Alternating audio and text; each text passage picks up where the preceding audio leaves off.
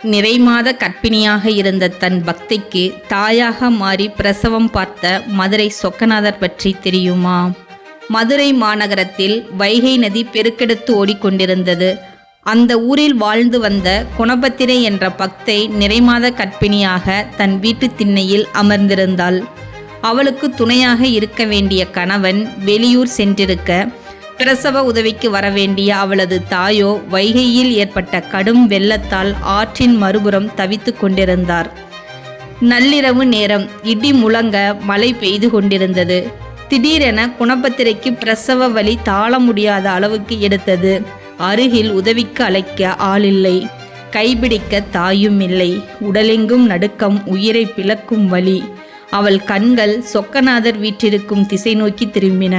அப்பா சொக்கநாதா, அனாதையாய் அலறுகிறேனே, எனக்கு தாயும் நீயே தந்தையும் நீயே என்றுதானே உன்னை நம்பினேன். இன்று என் உயிர் பிரியும் வேளையில் என் கைபிடிக்க ஒரு உறவு இல்லையே ஈசா என்று கதறினாள். பக்தையின் கதறல் கைலாயத்தை எட்டியது. அகில உலகையும் ஈன்றெடுத்த அந்த ஆதிசிவன் தன் பக்தைக்காக தானே தாயாக மாறத் துணிந்தார். திருநீறு பூசிய நெற்றி, கையில் ஒரு ஊன்றுகோல் ஏந்தி மலையில் நனைந்தபடி குணபத்திரையின் தாயின் உருவத்திலேயே அவள் இல்லம் புகுந்தார் இறைவன். வலியால் கண்கள் சொருகி கிடந்த குணபத்திரை அம்மா என்று முனகினாள். அப்போது ஒரு குளிர்ந்த கரம் அவள் நெற்றியை தடவியது. பயப்படாதே மகளே, உன் தாய் வந்துவிட்டேன் என்றது ஒரு கனிவான குரல். அந்த வினாடி பிரபஞ்சத்தையே ஆளும் அந்த திருக்கரங்கள் ஒரு சாதாரண மருத்துவச்சியின் கரங்களாக மாறி குணபத்திரைக்கு பணிவிடை செய்தது. அவளது வியர்வையை துடைத்தார் ஈசன்.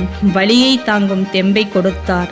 ஒரு தாயால் கூட செய்ய முடியாத அத்தனை நுணுக்கமான உதவிகளையும் அந்த பரம்பொருளான ஈசனே செய்தார். சிறிது நேரத்தில் அந்த இல்லத்தில் ஒரு பிஞ்சு குழந்தையின் அழுகுரல் கேட்டது. இறைவனே குழந்தையை கையில் ஏந்தி குணபத்திரையின் மடியில் கிடத்தினார். ஒரு தாயின் பூரண அன்பை அந்த பக்தை அங்கே உணர்ந்தாள். காலை விடிந்தது.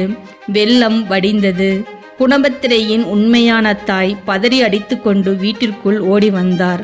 மகளே, ஆற்றில் வெள்ளம் வந்து விட்டது, உன்னை யார் கவனித்து கொண்டது என்று அழுது கொண்டே கேட்டாள். குழப்பமடைந்த குணபத்திரை, அம்மா என்ன உளறுகிறாய்?